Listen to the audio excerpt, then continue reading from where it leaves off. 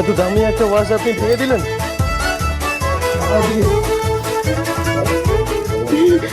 আমি না, ভগবান। অনুষ্কা চল, এবার আমাদের পেমেন্ট থেকে শিওর টাকা কাটবে।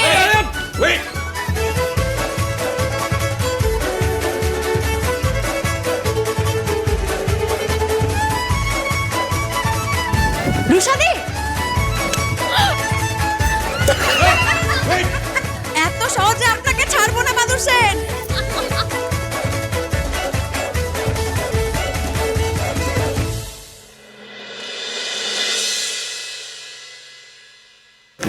Many happy returns of the day.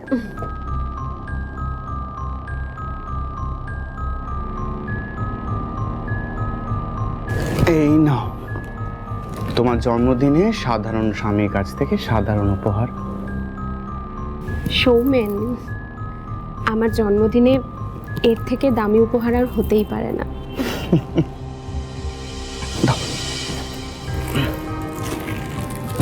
Thank you.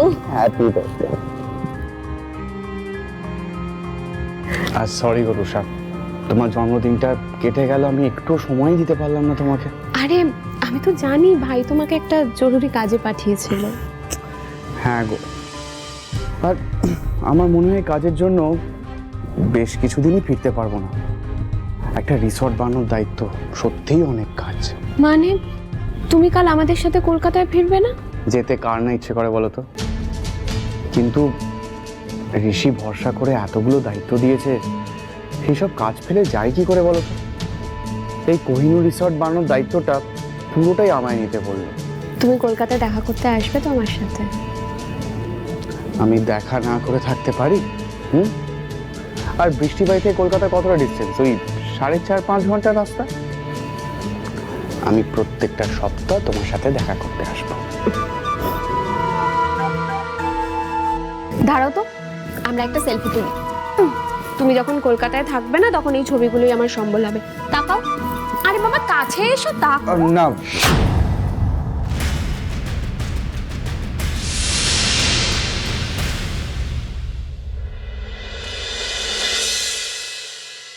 মাসি, আজকের টাকাটা।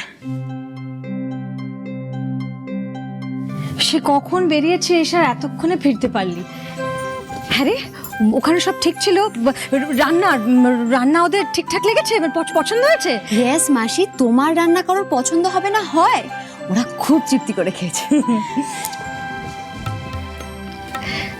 খুব খাটনি গেল তোদের আজ, তাই না রে মা? কোথায় মাসি, সব কিছু তো তুমি তৈরি করেই পাঠিয়েছিলে, আমাদের তো কিছু করতেই হয়নি ওখানে গিয়ে।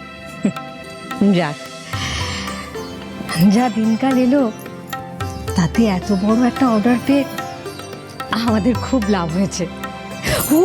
ও তোকে বলিনি এখনো, তোর মেশো আজকে 2 পয়সা ইনকাম করেছে। একজন খদ্দের বাড়িতে এসে শাল কিনে নিয়ে গেছেন। তাই নাকি মাসি? এ তো খুব ভালো খবর। জানো মাসি, আজকে আমরা যে বাড়িটাতে গেছিলাম ওখানে কি আমার খুব ভালো লেগেছে।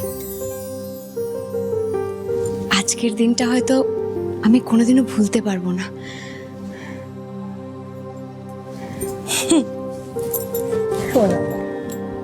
তোমার ছবি তোলায় এত অ্যালার্জি কিসের গো? কলকাতার এত বড় বাড়িতে আমাদের একটাও ছবি নেই, এমনকি আমাদের বিয়ের অ্যালবামও নেই। তাই জন্যই দেখো, এই ছবিটা আমার একমাত্র সম্বল। এটাকে আমি কখনো কাছছাড়া করি না। জানো স্যার, আমার কাছে না তোমার একটাও ছবি নেই। আমি ইচ্ছে করি তোমার কোনো ছবি আমি নিজের কাছে রাখতে চাই না। কেন জানো? তোমাকে মনে করবার জন্য আমার কোনো ছবির প্রয়োজন পড়ে না। চোখ বন্ধ করলে তোমাকে দেখতে পাই, আর চোখ খুলে তোমাকেই দেখি। আমি চাই তুমিও ঠিক সেইটাই করো। তোমার হাতের ফটো ফ্রেম হয়ে থাকতে চাই না, আমি চাই তোমার মনের ভেতর আমার ছবি ফ্রেম করে রাখো। দেখবে, you will also never miss me.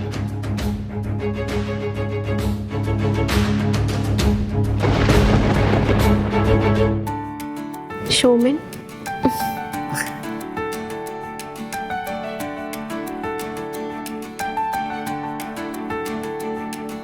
O I'm sorry, আমি পরে আসছি। আরে আরে সরি কেন, প্লিজ প্লিজ এখনই এসো। আর তোমার সাথে কথাও ছিল, বলছি তুমি যাকে পেমেন্ট করতে বলেছো তাকে আমি পেমেন্ট করে দিয়ে এসেছি। থ্যাংক ইউ সৌমেন দা। তুমি যাও, খেয়ে নাও। এখন এখন মানে তুমি সেই কখন বেরিয়েছিলে, কিচ্ছু খাওনি? যাও খেয়ে এসো। আচ্ছা বেশ, আমি খেয়ে আসছি।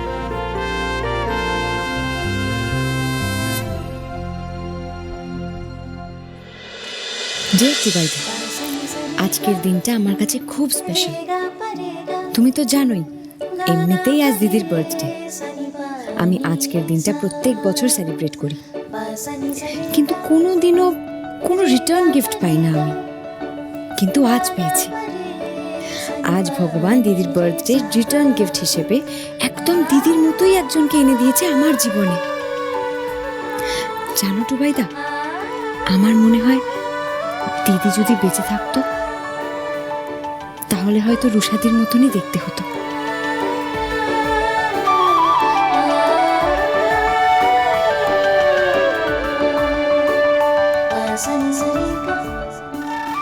আর তুমি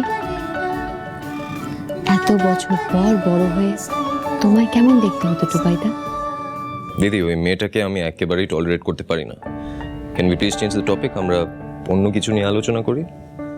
তোমার জন্মদিন, এবার তুমি আমায় বলো, আমার দেওয়া তোমার সবচেয়ে ভালো গিফট কি লেগেছে?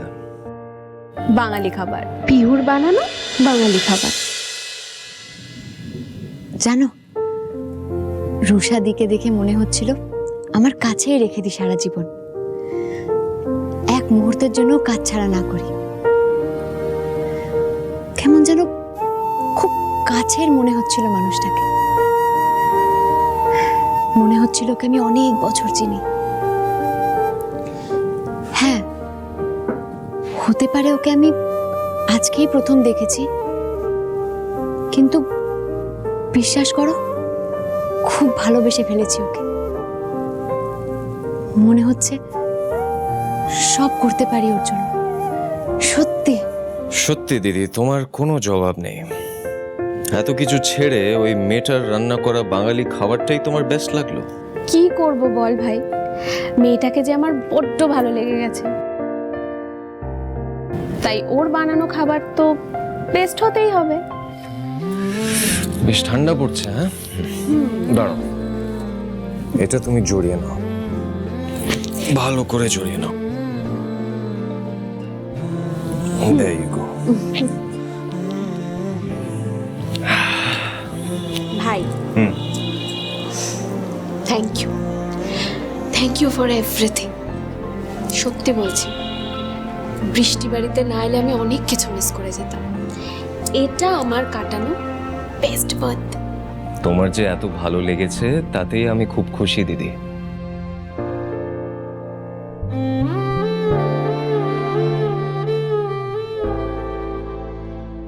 দেখো প্রিয়দর্শিনী, আমি তোমার দিদিকে ঠিক তোমার মতো করে আগলে রেখেছি।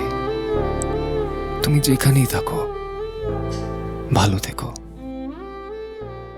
এই এত ভালো ভালো সবকিছুর পরেও আমি ভালো নেই টুবাইদা।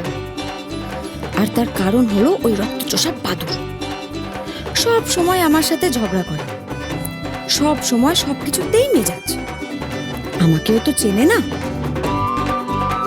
ও যেখানেই উড়ে যাক না কেন, আমি ওকে ছাড়বো না। দেখো,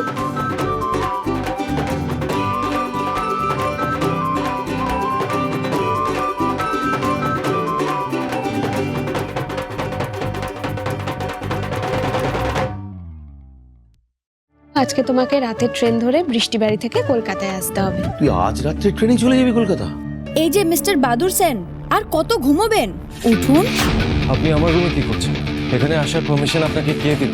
পিহুর কোনো পারমিশন লাগে না। আর আমি তো এখানে আপনাকে মারতে এসেছি। মানে